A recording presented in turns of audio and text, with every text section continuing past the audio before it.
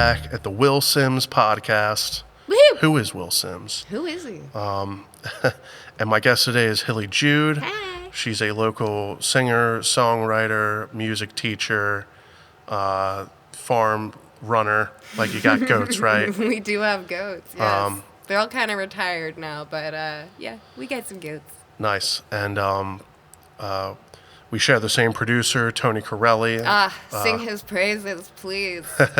He, that's kind of, I guess, how we got connected was through him. Yeah, absolutely, at the Deep End Studios. Back at the old Deep End Studios, Yeah. and now at the new Deep End Studios. So it's been a long journey, and we've kind of known each other for a long time, but we haven't had the chance to, work directly together, so this is really cool. Yeah. So, yeah, thanks for being here. Thank you for having me. And, yeah, we're gearing up to try to do some shows together and, Oh, yeah, and we've already play got a some couple. music. And We've got 2 gigs already on the books, and we're just getting started. so you've been, you've told me you've got a lot of songs written, which, is no small feat. I'm sure if I went back and looked, I'd probably be able to find a bunch of them that I've written. I don't know if a lot of them would be good, but. Well, so here's the thing. I as a songwriter, I'm first and foremost a bass player, but I also started writing poetry at a really young age. So I wake up every day and I play a 12-bar blues and I write a poem, and whether it's good or not, I do that so that when I have to, I can. So yeah, I've got all these songs that are written, not recorded, not finished, but they're things that I can pull from anytime I want to bring it to the studio or work with another artist, or sometimes I'll chop off different verses of my songs and give them to another artist that wants to use it, and then I get to kind of ghostwrite for somebody and hear my own words on the radio or something and just be like, hey, that's kind of cool. So I've kind of just, I don't know, I've been having fun. I've been playing music, like how kids play, and turning songwriting into play. So yeah. Do you feel do you revisit old songs at all, or do you Oh yeah. do you just kind of write something new and you get really excited about that and think maybe I'm gonna take that to the studio? Kind of, how do you do that? That's a really good question, because the 2 songs that I have out now are the 2 opposite ends of that. One of them I actually wrote during Tony's dinner break in the studio, and the other one I started writing when I was 9 years old and didn't finish until I was 30 and didn't release until I was 32. So it's very different. Every song is different. Sometimes, a lot of the time, I wake up in the middle of the night and I write. And I know this is true of every other songwriter that I've ever worked with. I'll wake up and this dream really inspires me, and if I don't write it down right that second, I'm gonna forget it. So then when I wake up in the morning, I play my blues. I'll read whatever it is I wrote. Sometimes it makes absolutely no sense. Other times it's whoa, this is awesome. Let me turn it into something. But I spent a lot of my time alone and not playing with other people. And so, I'm finally getting to play with other people and create a full song. So I think it's different with every song. Some are piecemeal. But I would say that my favorite thing to do is to go back to songs that I wrote when I was a kid. I think I did my best writing when I was a teenager. I really mean it. I really, really mean it. Well, there's an old saying, it's you have your whole life to write your first album. And that's why a lot of people are very critical of a band's second album, because a lot of times it's all right, it took them 15 years to write one album, but then they only had 2 or 3 years to work on the next one. So it's do you have enough new experiences or enough new things that you've gone through? But there's definitely a interesting dynamic to songwriting there that I think a lot of people don't really perceive. Right. Yeah, and the fear that I had going in there by myself, trying to be all the different instruments going into the studio as an adult doing that, was totally different than when I was a kid playing music and I would play with bands all the time. So, I mean, it depends if I'm writing a song for myself or for somebody else, but I do think that my best poems are actually from my younger years, and I think that part of that is because when we're kids, when we're children, music is playing, a child is dancing. Nobody has told them not to dance that way. Nobody's criticized them. They don't judge themselves. That judgment isn't there. So when I was writing on these very private diaries, I was writing very deep, serious things that teenagers probably shouldn't be thinking about. But that was how I worked through all my feelings. And so now I get to go back to that and be like hugging my inner child, finishing that song, and then being able to share it with friends and like create new connections with music. And like to me, that's what it's all about. It's I don't know. I don't care if one person listens or 10 people or 100. If I connect with one person with that song, Yeah, it's worth it. yeah. Yeah, it's funny because man, you talk about being a kid, like, younger writing stuff. I think a lot of Yeah. people look at kids and they just kind of look at it through like this kind of innocence, Yeah. like like this prism of innocence. And like, they probably haven't really experienced Right. much life yet, but like if you're channeling that stuff, like those are experiences you're having, Right. like they're important, valid experiences to take notice to. And I think like that's like kind of one of those things. Like I didn't get into writing until I was like in high school, but Oh, really? yeah, but like some of the songs I wrote, they were about my parents and my relationships with them and Yeah. how I saw the world and Yeah. some of those songs, made it to multiple different bands Right. and getting recorded and Right. released. So, any song could have the power to connect with anybody. And I Yeah. think I've played with people that, they're always about like, what am I doing right now? Like right now is Right. the best thing I'm doing. Like Right. I don't care about the old things. So, Right.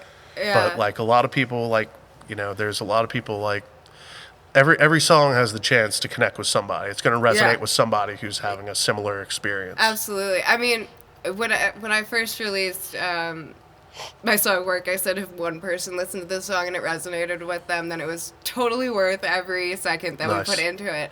And the first person who reached out to me was my little cousin, and she is an incredible songwriter in her own right. She's this little kid. Nice. But she's powerful, man.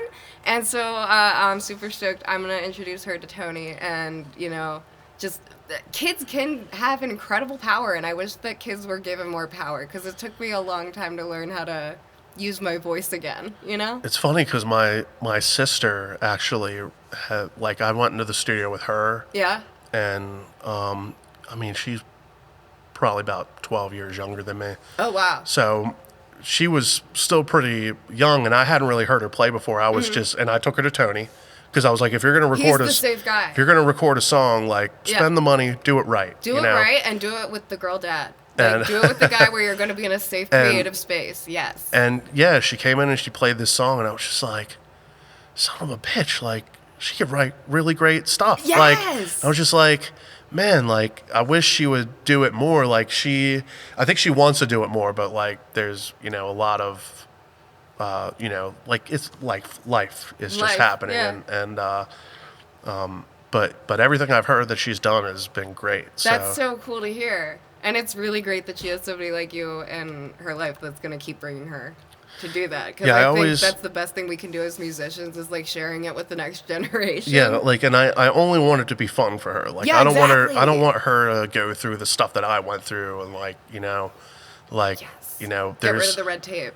yeah, like, if she does, she doesn't seem like she really wants to be in a band, which is fine. Like, you could still Yeah. make songs your own artist. and do your own thing, and Yeah. and people will appreciate that. Yeah, and I've written for so many people without having to stand on a stage for so many years. Like, there are ways to be a part of the industry without having to have a whole band or be out there. And especially nowadays, I mean, we're sitting here recording this podcast, like, it's not like we have, like, a big label helping us. Like, with technology the way that it is, and with kids the way they learn so fast, like, I don't think any of those kids should put themselves in a box. Like, if they can do any kind of music, if she's singing, if she's writing, man, keep encouraging that. Nice. Yeah. So, so I want to ask about how you got into music. Like, what are some of your Okay. early inspirations? What kind of started you down that path, and how what got you kind of here today? This is one of my favorite things to talk about. It's a little bit hard to talk about. My dad is actually the reason that I love music. I've never met a person who appreciated music more than my dad. He also appreciates birds a lot. My dad is a professional bird photographer. Not professional. Like, his photos are professional quality. Like, there are photos in the house that I grew up in that, like, they could have come straight out of a magazine. Like, this man could take the best photos I've ever seen in my life, and he could hear things in music like I could never understand. And he would say things to me like he'd play his records, and he would say, "Hey, what's that instrument?" And I'd have to name the instrument. And then he'd say, "Can you hum along with it?" And he would do that, and then he would do the same thing with bird songs. And so for me, nature and music were always just very, very connected. And it was always because my dad asked questions. He was super curious if I was paying attention, if I heard what he heard. And it was this connection that we could kind of have when we didn't have a whole lot in common. My dad's like a really gentle, quiet man, and like, I don't know. He had all of these records, and I loved them. I loved that a record told a whole story, start to finish. And I think that's kind of a lost art in music. A lot of people go for like singles these days, but like I was listening to everything from like Bob Marley to Elvis to like the Klezmer revival, and I don't know. My brother he got into guitar and he got into drums, and I guess like most little sisters, I was kind of always living in his shadow, and I was like, all right, well, what instrument's left? I guess I'll play the bass. But then the next day, my dad had this new record for me, and he played it, and he said, "What's that instrument?" I said, "I never heard anything like that before." Well, it was Victor Wooten playing the bass. So that's how I got started, and now 20 years later, I could say I have done his bass and nature camps and like learned from that man himself. And so for me, nature and bass have always been together and always come back together, and they will always be together. But it's also been with these incredibly kind influences who know a lot more about things than I do. My dad knows way more about birds than I ever did. Klezmer music, I didn't know a whole lot. I was adopted into a multicultural Jewish family, so like I had influences all across the world. One of the women who raised me, she was from Central African Republic, so like I got to hear a lot of music that a lot of kids my age were not hearing because we didn't have the internet, that young. So, like, I got this kind of global experience. And for people who don't know, Klezmer music is kind of like folk punk, but Jewish. Like Ashkenazi Jewish folk punk, which had a revival in the 70s, I think. And so my best friend now happens to be one of the people who was one of the best bass players of that time. So, I had read his name, and I just keep taking classes. For me, it's like I'm always going to be a beginner at bass for the rest of my life, probably, no matter how much I play. But I love it. It's what gets me through. But when I realized I could put the poetry and the music together, that was different. I didn't realize that till I was 30. So, yeah, music's been, I don't know, my whole life. How did you get into music? I didn't start playing the guitar until my senior year of high school, like seriously. What? So I started playing it, and I played it every day for hours on end. Was that the first instrument you ever played? Yes. Really? Yes. Wow. I think there were, we had dabbled in like piano lessons and stuff like Yeah. that. But I think I went to the library. I got a how to play guitar book. It was Started fully your teaching choice. myself. Yes. That's awesome. And I was already writing songs. Okay. I didn't even know what like kind of inspired that, but it was happening. I was getting into it. Like I was, listen to the bands I liked, and sometimes I would write out their lyrics to try to like get into that headspace and Yes. understand the art of doing that. Yes. But then, at some point it started to mesh, and I was learning how to play other people's songs, and then that led into like trying to put like chords to my music Yeah. and make that work. So And that's interesting. So you actually started with cover songs before you started putting your own music to your songs? yeah, like I was learning how to play other people's songs, and That's and, really cool. That's hard. And yeah, like looking back on it, there were some songs I play now that are not hard at all, but then it seemed like Impossible. impossible. Yeah. Like, hey, like what chord is that? How do you even play that chord? Like, so there's so many things like that. I see that growth, but it's funny how many of songs from that time, like, ended up in my solo like catalog that you can hear today. Yeah, because it's almost like It's like it pretty had much to come that. out of you. Yeah, Like pretty this much. music just happened. Right. It happened. It's its own entity. Pretty much that whole record was almost, my whole first album was songs that just kind of I wrote when I was younger, Yeah. and I don't even know what I was really writing about. Yeah. But it's what's fun is kind of looking at it and trying to interpret it now. But I think that kind of gives it a little bit of that mystique of like it's open interpretation. People can Yes. kind of take it however they want. Well, and I think that speaks to the genius of being able to write a song like that, is that it's something that your younger self could relate to, but then you're going back years and years later and you're like, I can relate to this in a totally different way, which means that it's a good song because it means that other people hearing it will be able to relate to it in different ways too. So I don't know. I think that's kind of the hallmark of a good song in a lot of ways. So how old were you when you started playing instruments or bass or? So like you said, like I dabbled with piano lessons, like when I was like elementary school, like young. I always wanted to play the violin secretly, but I never told anybody. I never had the confidence because I was a really chubby kid, and I saw these like beautiful thin women on stage, and I just realized like that just felt very impossible for me. Like there wasn't the visibility that there is now of like, you don't have to fit in a box. You don't have to fit in this box. And it really took me until my 30s to realize that. But so I think I was just trying to be cool, maybe. And I think it was that, like, I wouldn't have the attention on me. I'd be able to be a part of this thing and make friends. But if I was playing the bass, like, the spotlight wasn't really going to be on me. So I think that's really why I gravitated towards it. I've also had, like, times in high school where, like, maybe I had a really bad vocal performance at, like, a talent show, and somebody who was somebody said something really mean to me about it, and it really hurt me, and I stopped singing for years and years and years. And it wasn't until Tony locked me in the sound booth when I was like, I quit, I'm not singing, I can't do this, I'm not a singer, this isn't what I do. He's like, all right, fine, go in the sound booth. And he said, you're not coming out till you sing something. And I sang something. And when he played it back, I was crying because I was like, I can sing. That's beautiful.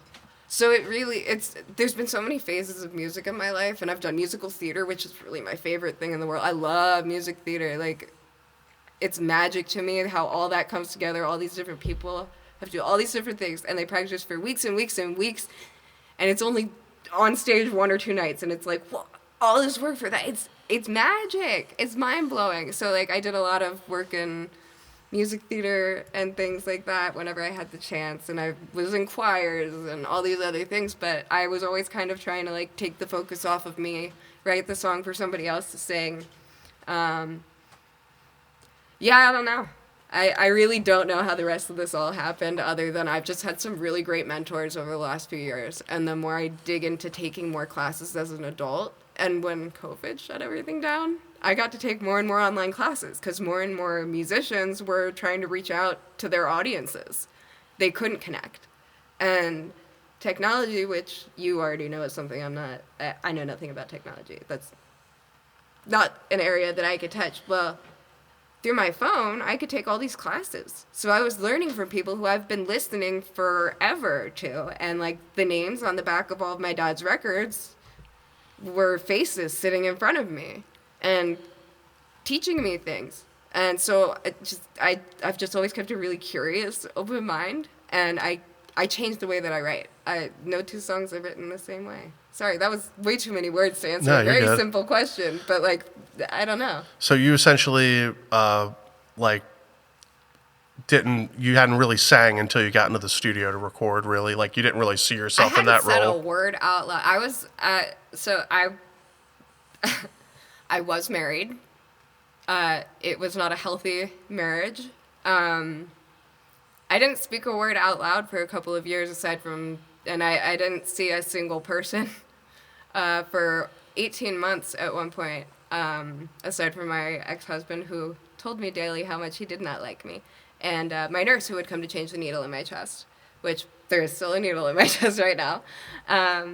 But the thing is, those times I really reached out to those friends that I'd made in classes, and I realized that what I was going through at my home wasn't normal. And my music community, like the people that I'd met through these places, they helped me out of that. And they helped me build a world that was so full. And I realized that, like, okay, I might be learning that I'm autistic and I've got all these lifelong disabilities and my husband's gonna leave me and I am screwed. Disability doesn't pay enough for me to pay my bills. I don't know what to do. But I just leaned into music and, like, I lived off grid a little bit. I have a shipping container tiny house that's mostly off grid. And I've never felt more free and happy. And although there weren't other people around me, and I didn't say a word out loud, I was doing this writing and I was singing to myself. But I didn't realize it was singing. I was just trying to, like, match the pitch to the bass. I was just humming along. And one of my mentors said, "Are you humming?" And I said, "Yeah." He said, "Do you have perfect pitch?" And I said, "Not at all." And he said, "You're a singer." And I said, "Uh-uh." And he called me back the next day and he said, "So are you still singing?" And I said, "Uh-uh." But after a while, he talked me into going to the studio, and that's when that moment with Tony happened where he locked me in the booth and said, "You can sing, and you're not leaving that booth until you sing." And, I mean, if I had asked to leave, we all know Tony would let me out of that studio. But I'm glad that he did that because it showed me that, like, I could still surprise myself. And I hope that's always something that stays fun. I don't know. It's funny how that works because even though I had written music, even though I'd written lyrics, Yeah. and I was learning how to play songs, and I'd even, like, maybe sung for a few people, Yeah. I still didn't really see myself as being, like, the lead singer of a band. Yeah. Until I tried to join a band and they were like, "You're definitely the lead singer." I'm actually shocked to hear that about you. I did not know that about you at all. Yeah, like the first time I met up with some people, it was me, a drummer, and another guitar player, and we were just kind of jamming songs. And so we all kind of sat down and we said, "All right, well, we should all take turns singing and see who has the best voice."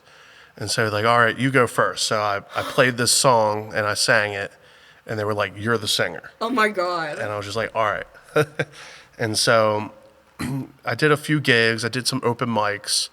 I got some feedback that was basically like, "You have a good voice, but you should go do some voice lessons." Yes. To kind of, like, really develop it. Yeah. And that was, like, I think very instrumental. I have to cut you off to talk about voice lessons because we both know I love voice lessons because I just learned voice lessons recently. We were talking about this earlier and how it's funny. You have to learn how to breathe again. Like, you don't know how to breathe. I'm in my 30s. I don't know how to breathe. Are you kidding me? I had no idea how to breathe. Thank you, Liz. Now I know how to breathe when I sing. I was singing wrong my whole life. So I'm kind of glad that I didn't become a singer until I was older and understood this because Yeah. I'd heard singers talk in songwriting classes that I'd taken, and then I had taught songwriting classes, so I knew singers, but I knew that I was not one. And I was wrong. I knew wrong. Yeah, I've heard horror stories about even, like, famous musicians like especially. blowing their voice out Yeah. because they're doing it wrong. either they're doing it wrong or they just don't know how to, like, pace themselves in a way that I guess I should. makes sense. Yeah. Because If you're not there's breathing definitely right. there's definitely a lot of singers out there that you hear them sing and you're like, "Oh, it just sounds like they're destroying their voice You feel trying bad. to do that." It's But like, that sounds painful. I think even, like, didn't Adele have to, like, stop a tour or something because she? I wouldn't be surprised. Like- She has a powerhouse voice, so if she were to accidentally powerhouse a note wrong, I'm sure it would take a long time to recover. Like, I got a lot of respect for that woman, I gotta say. I mean, I don't know very much about her Yeah, as I a mean, she's person, got but her music is Some incredible songs and a very very soulful inspirational. voice. So. Yes, yes. All right. So what made you decide to go into the studio with Tony? I mean, I know, like, you had mentioned that I guess somebody maybe kind of set you up with it, but Yeah, one of my mentors, who's become one of my best friends, we'll just call him Whiskers. My friend Whiskers, he told me I had to get in the studio. And so I got in the studio. The other thing is that I was going through a divorce at the exact same time as I had these studio dates, so I was about to cancel them. And I called Whiskers, and we had a good conversation, and I realized after I talked to him that, like, no matter what, I needed to do something for myself right now, that second.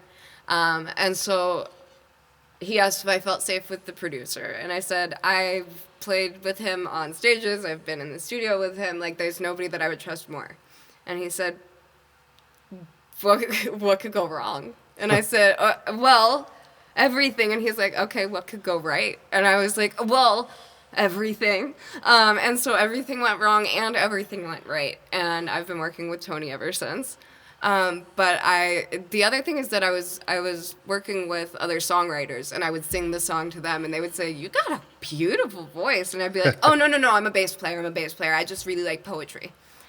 So I think it was more of just, like, people telling me, like, why aren't you doing this? And it's just, I have this huge fear of being perceived. I've always had, like, a very distorted body image, and I've always really struggled with that. I've, up until the last, like, few years, I've always been, like, majorly overweight. So I've always been terrified of the way that people looked at me because I didn't see representation of, like, what I looked like in the media growing up, I guess. So I think it's just been insecurity. It took a lot of time to get through the insecurities. Yeah, I don't know. How did you get into doing the voice, like lessons, ghostwriting, stuff like that? Luck. I signed up when it was, like I was saying, with, like, COVID. I signed up for classes with different artists that were teaching online, and a lot of them were doing some of them for free, and some of them were doing them really cheap. And I really, it was weird because I don't know what it was about me that stood out. I had my camera hidden, I had my mic muted, and I would type in questions. I would listen to everything that everybody was saying, and I would write out questions as I was listening. And at the end, when it was time for us to ask whoever had given the lesson a question, I would unmute and I would ask my question, and I would say, thank you so much for your time. I appreciate sharing space with you. And then I would hit mute. And it was, like, the first time I'd spoken in so long. Like, I was so scared. I was shaking. I had no idea what to do. So I just did it. I did it scared. I did it shaking. I just started speaking up. And the more I spoke up, these people would ask, hey, do you want to go in a breakout room? I have I'm just really curious about who you are. You show up to all these classes. You never miss a class online. Why won't you show us your face? And it was really because I was, like, one of the only women in a room full of, like, a whole lot of bass playing men who have been in the industry for a long time, and I was really intimidated. So I would say those classes and not being afraid to be a fangirl. Anytime I saw somebody on that screen that I was like, I know that name. I've heard that name. Like when Whiskers showed up on the screen, I was like, I know that name. That's from my dad's klezmer records. Hold on a second. This man is a living legend. Hold on a second. So, like, I had my world, like, I just got starstruck a lot. And then I would write a direct message to that person and say, thank you so much for sharing. I've learned so much today. Is it all right? Like, do you ever teach one-on-one? And honestly, it was just asking, like, a whole lot of times if somebody would be willing to give me a lesson, or if they would be willing to have more of a conversation on what they taught earlier in that class because I found X, Y, and Z really interesting. So it was really by being a fangirl. It was by saying, hey, I love your work. I want to know more. What can you teach me, and how can I help you? And with the vocal lessons thing, like, that was helpful. Like, I've really, really, really admired my vocal coach for a really, really long time. Like, I really admire her in so many ways. And we've kind of followed each other online for a while.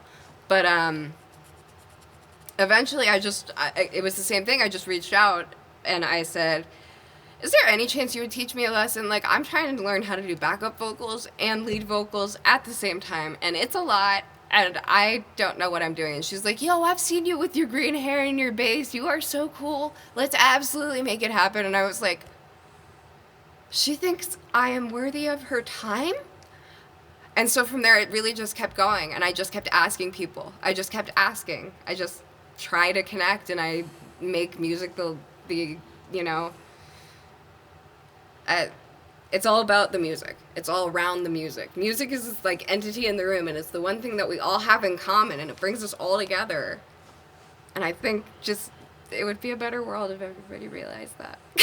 Well, I mean, yeah, there's a lot of people out there that I think would love to have a career in music, but they don't think about like those avenues that you can take to have income or like make those kinds of connections. So yeah, and also, I mean, a lot of people don't realize this, but like there is not a lot of money in music anymore. Like it's not you make your money by making the connections by playing shows regularly. You make the money by making really good get a good lawyer. And the other thing is like merch. Merch, I think, is like the number one way that people make music these days. Because like it doesn't matter how, like, people lie all the time about how much money they made based on how many streams they had and whatever. So I'm never gonna see success as dollars, or dollars as success, I should say. Because that's not what music should be about. But I also think very strongly that, you know, labels should pay their artists a living wage, especially if they're, you know, young developing artists or they're disabled artists. And as a disabled artist myself, a lot of times I can't accept pay because it would interfere with my disability. Or the disability board might decide, oh, she was healthy enough to perform one time this month, so she's not disabled the rest of the month, not understanding my disability. So I've had to take different things. Like I've had to do the industry a little bit differently, I think, than a lot of people have, because there's a cap on my income, and there isn't an income cap on any billionaire making music. So, you know, I've had to try to take the ways that I would make the least amount. I've done a lot of things where I have to kind of like make deals with people. Like one of the artists that I work for, she like paid my electric bill last month. Another person that I wrote a verse for, her label turned it down. Her label didn't want it to go through, but she wanted to compensate me for my time, so she paid like my water bill that month. Because if I get paid for the work that I do, I will lose my disability, which isn't even by itself enough to cover bills and that kind of thing. But if I were to start a Kickstarter, I would lose my disability because you're not allowed to have both. So it's like I've been in all these boxes. Music is where I have no box. There's no box there. That's my freedom. I can play whatever genre I want. I can listen to whoever I want. Music is freedom for me. It's not just a way that I like process my own emotions. It's a way that I like escape my emotions. I'm like, I'm in a bad mood. I'm gonna go listen to some happy music. You know? It's not just like, oh, I had a bad day, I'm gonna write a song. It's like, I need to listen to something different. My favorite thing is I'll be trying to drive to work and I'll put on like some chill music and I'm just trying to have a nice relaxing drive. But then like that's when everyone like decides they want to cut you off, get in front of you, slam on their brakes, and I'm just like I can't imagine. losing my mind. Like I just want to enjoy my music. Gotta change it.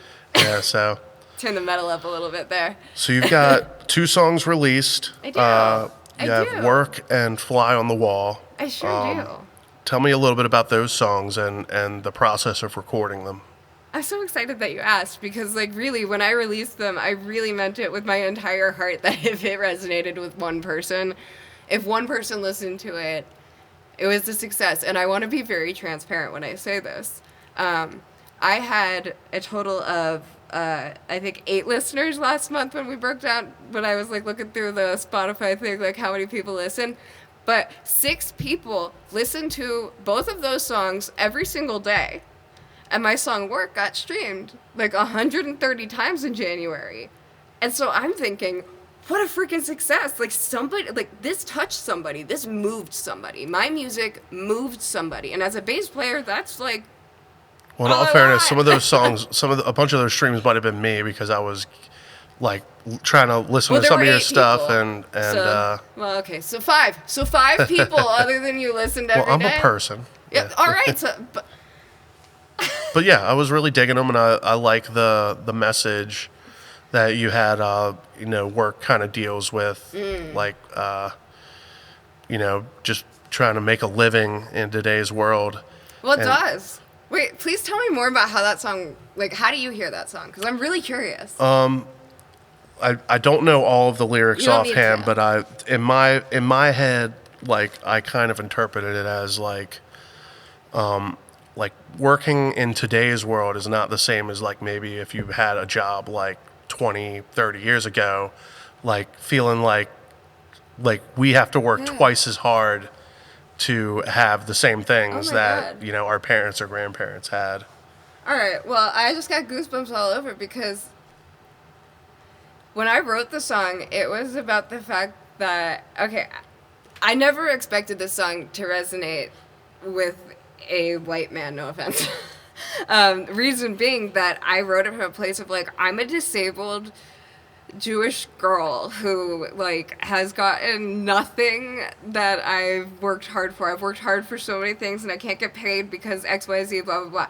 And then I was thinking about, like, all the teachers of the world, like, having taught and, like, coached and whatever, like, sometimes you're not getting paid anything. Like, when I'm working with local students, sometimes they don't have money, but they come to my door and they say, can I go play your piano? I say, heck yeah, and I pull my bass out and we have a little jam session. I forgot the question. Well, you would ask me a question about the song, what I thought about the song. I had asked you about what it actually was for. I asked So you it was about about the writing place it and recording it. All right, listen. I have autism and I have ADHD and I'm doing my best. So work was actually written in the studio. I was on an IV pole, which was the only way I could take any nutrition in at the time. So I was sitting on the couch and Tony went to dinner. And this was right after that moment where I had just talked about where I was like locked in the studio. He's like, you can come back out as soon as you sing something. And I was just like crying because I was so proud of myself. And he's like, I think this is a good time for me to take a break. And I was like, when you get back down here, I'm going to have the best song. Like, I was so pumped. And I texted Whiskers and I texted everybody who'd been like a part of the journey along the way. And they were like, just start playing. And so I did. And so I grabbed the bottle of Benadryl that was next to me. I started stomping and I was boom, ch, boom, ch, boom, ch. And I thought back to my classes, like, what was the most basic rhythm? Like, boom, boom, boom, boom, boom, boom. You know, you play the lower note, you play the higher octave. And, like, I don't know, I was using the bass as two instruments at once. And I was thinking about the fact that, like, for my work and I was going through this divorce, right? Like, for my work as a disabled person, I don't get paid. But I show up every day to all of these classes, and I show up for all these other people, and okay, I just need a little grace from this pain. Okay, so for my work, I will get paid.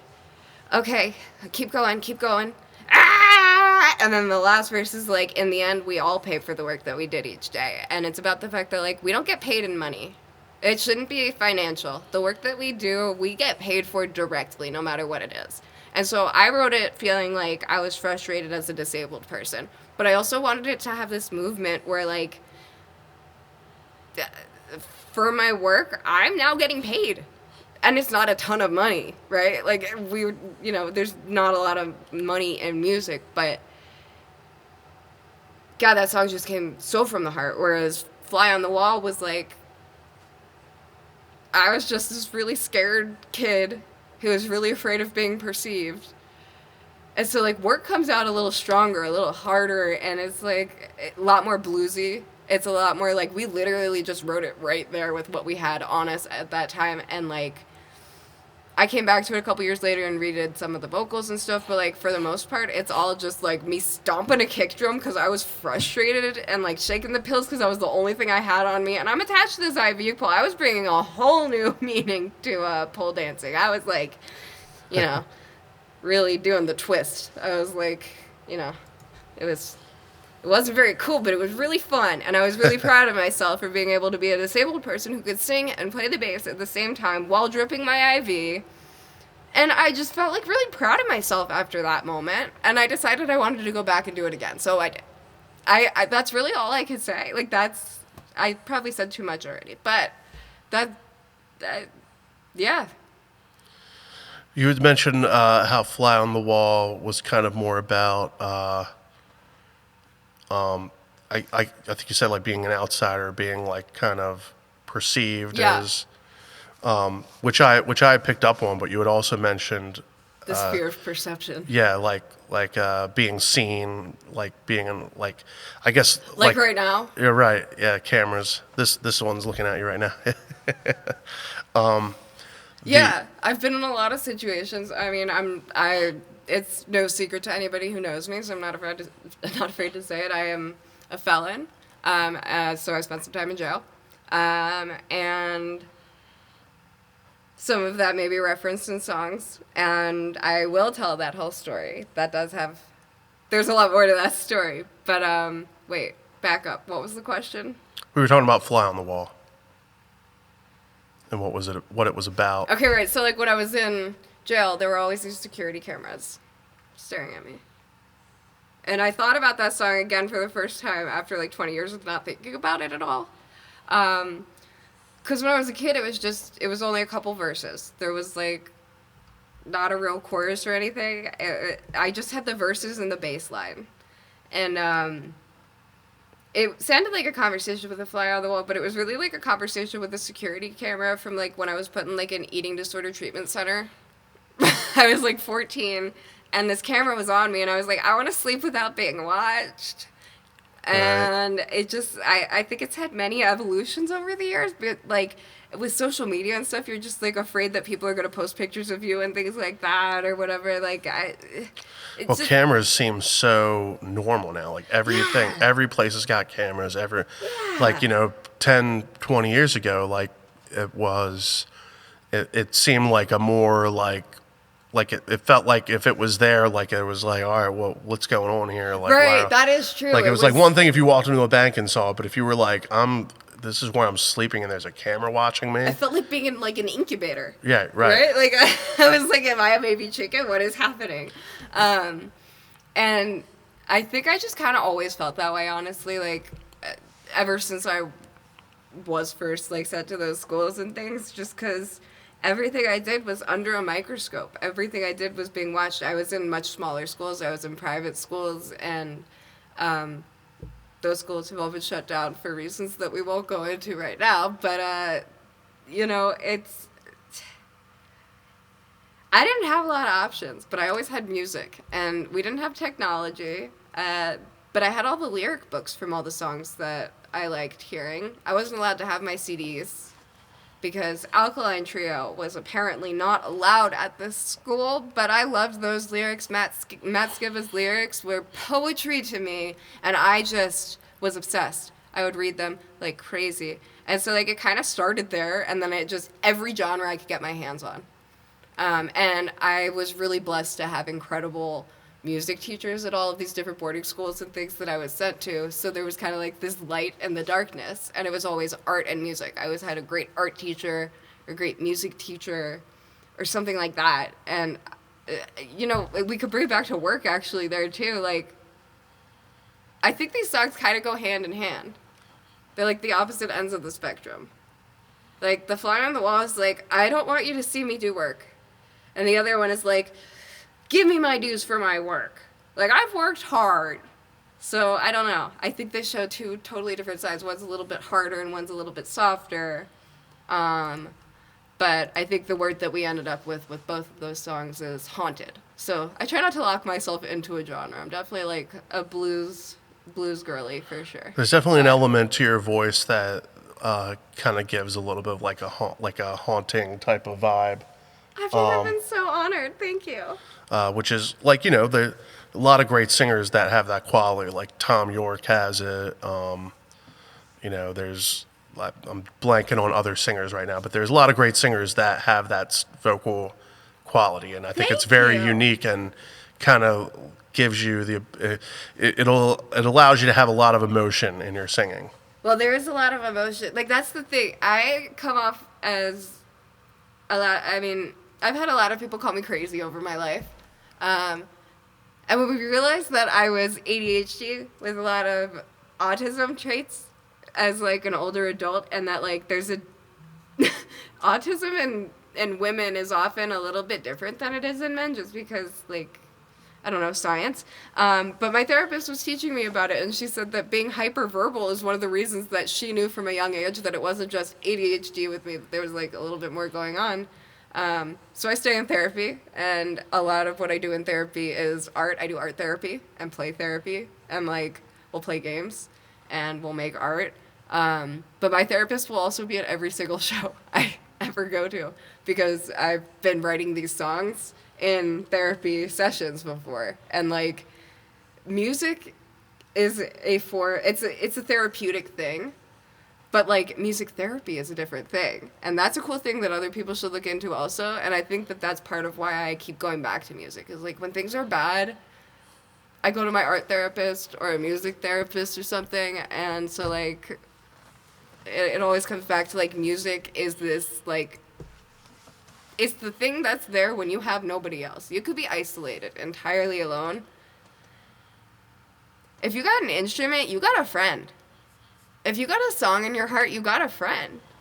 You don't have to sound good if you're singing alone. Sorry. You just have to sing. And like, don't be sorry, you're good. But like I wish that more people had the idea that music is something that we play. We practice and we play and we have fun. We practice to be good, but we play to have fun. And that there was a lot of red tape and like gatekeeping for so much of my life. And once I realized that like I am not a normal person, I am neurodivergent, I am a little weird, I'm always going to be a little weird, I'm going to be annoying to some people, but some people are going to think that is great. Some people are going to think that everything I say is gold. And there's going to be a whole lot of people in between. And music has connected me to the people that like what I have to say. They've encouraged me to become this person who doesn't stop talking. Which is like such a great way to look at it, because I feel like there's a lot of people that could be put off by like putting a lot of work into something and everybody not loving it. Like, you kind of got to understand that every song is going to reach the people it needs to reach, and it's like anybody else, that doesn't matter. It's about connecting with the people that need to hear it. I wonder, I'm trying to think where the first time I heard that was, because what you just said really, like, that really, it was when I worked in the fitness industry. So I don't know if you know this about me, but like, I was 375 pounds, and I was like, I'm unhealthy, but it's not, like, I had all these other health issues. So I was like, maybe if I lose weight, some of these other health issues will get better. But I didn't realize it was going to take like a full decade of understanding why I had been doing these habits and behaviors and things like that. And then I kind of realized that like along the way of that whole thing, music was the only thing that got me through. I'm disabled. I got to be like on my little geriatric physical therapy bike. I'm not at the gym. I'm not crazy working out. It's not that. And when I taught fitness classes and things, I realized I was not there for the general person who was there. I was overweight and not like the other fitness coaches there. And I actually got more work that way because people saw somebody they could relate to.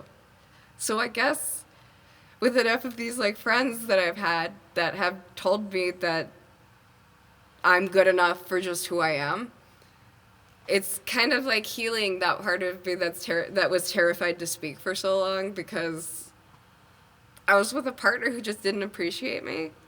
And that's not my fault. We just weren't meant to be partners. And now I have a partner who super appreciates me and lets me talk nonstop.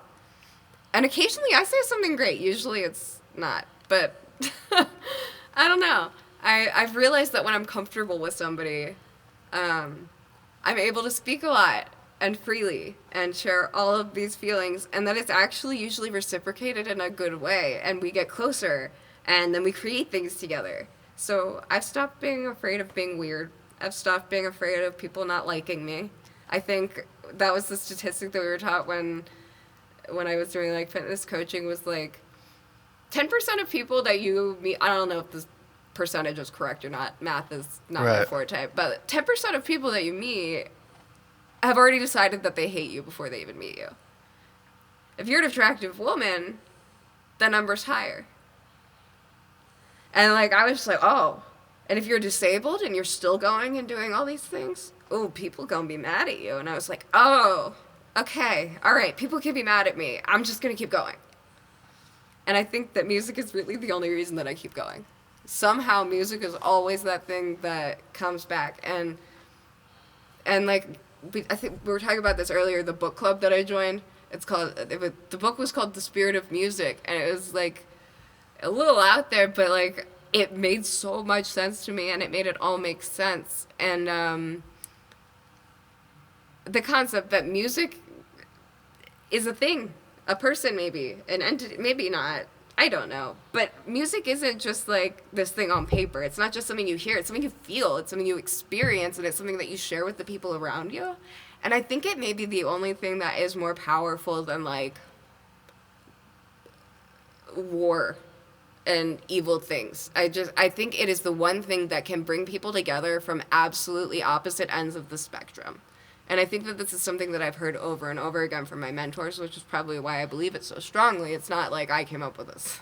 But, like, I've had conversations with people who don't believe that disabled people should be able to live outside of institutions and come out of the conversation with them being like, man, I wish disabled people had more rights. And me being like, man, I wish I'd listened to more about, like, what that guy said. He's, like, really smart financially. Like, and we have to stop being so scared to connect, and we have to connect more. And without music, I would have never had so many of these different kinds of conversations. And I was isolated before I was really like putting music out. And like being a ghostwriter at home behind a computer screen is totally different than like us sitting in a room with like, I'm in a room with 5 other people and we're all playing music together. And it's like, I'm experiencing magic in this moment, or we're rehearsing songs, you know, it's not a big deal. But to me, it's like, we're all working together for the same purpose. And we all just got a little bit closer. So now these are all people who I can consider friendly to me. And I've always been somebody who really struggled with friendships. So if music can help me make friends, even if it's only one friend, even if it's only, you know, however many people listen a month, 5, 6 people listen a month, hey, you're my friends. If you're listening to my music, you're my friend. That's how I feel. I wish more people felt that way. And I will work with any musician. That's probably the other reason I've gotten a lot of jobs. I'll work with anybody as long as they're kind. Well, that's the key to I think being able to enjoy it and keep doing it is being very open to working with people. But we kind of got to wrap up. Sorry, we had way too much. You got 2 songs out there. People can check you out. Hilly Jude. Do you got anything that you're working on right now, or anything you're looking to work on in the future? So I've got 3 songs that I'm working on right now. In April, I will be in the studio working on a song called Dying Day. And you and I have a couple gigs coming up. We'll be playing in New York City. Yep. That's pretty freaking cool. We'll be playing in New York City, and we'll be playing in Frederick. So we have gigs, and then I have gigs, and then you have gigs, and that's a lot to celebrate. Yeah, I'm excited, and I think it's going to be a fun year, and thank you for being a part of this. I just thank you for having me. I'm so honored to be able to play with you. I've been such a fan for such a long time, so thank you for letting me run my mouth and feel safe to do so. And like, I don't know, today's been a great day. Well, thanks for doing it. Hey, High yeah, five. every time. Follow the links in the description to check out more music from Hilly Jude.